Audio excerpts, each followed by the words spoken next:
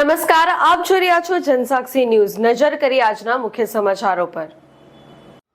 અંકલેશ્વરની Shri Thakorbhai Patel arts અને commerce college ખાતે Acharya doctor જી.કે. નંદાના માર્ગદર્શન હેઠળ સંગોષ્ઠી શ્રેણી કડી 3 અંતર્ગત પ્રખ્યાત સાહિત્યકાર અને પ્રમુખ સમીક્ષક ડોક્ટર મહિપતસિંહ રાઓલજીનું વ્યાખ્યાન યોજાયું।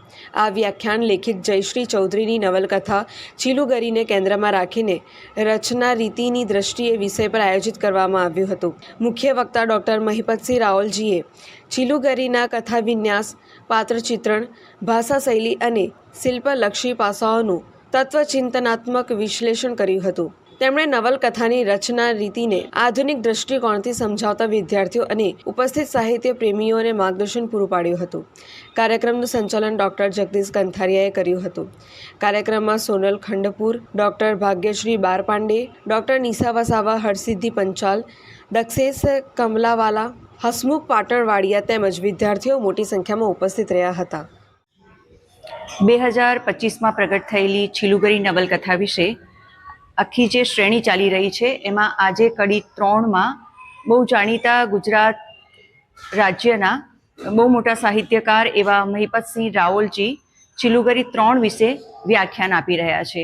આપ સૌને વિદિત છે કે ચીલુગરી નવલકથા એ યુવાનોને એક નવી દિશા આપે છે અને એક આદર્શ ગામની પરિકલ્પના રજૂ કરે છે।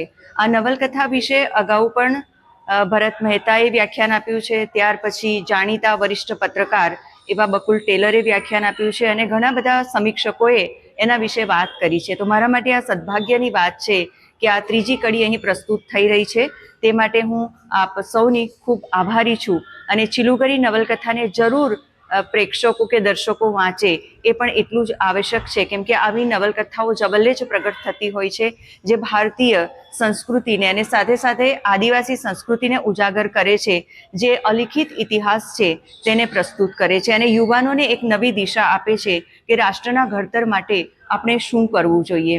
અને હું આભારી છું અંકલેશ્વર ભરૂચ પ્રદેશના માટે કે જેમને લીધે મને આવા સરસ કથા વસ્તુ મળતા રહ્યા છે અને તમામ તરફથી મને પ્રોત્સાહન મળે છે, જેમ કે માનનીય ઈશ્વરસિંહ પટેલ હોય, અમારી કોલેજના આચાર્ય શ્રી ડૉક્ટર જી.કે. નંદા હોય અને મીડિયા કર્મીઓની પણ હું હૃદયપૂર્વક આભારી છું કે તેઓ આવા સકારાત્મક સમાચાર પ્રગટ કરીને મને પ્રોત્સાહિત કરતા રહે છે। આપ સૌનો ખૂબ ખૂબ આભાર।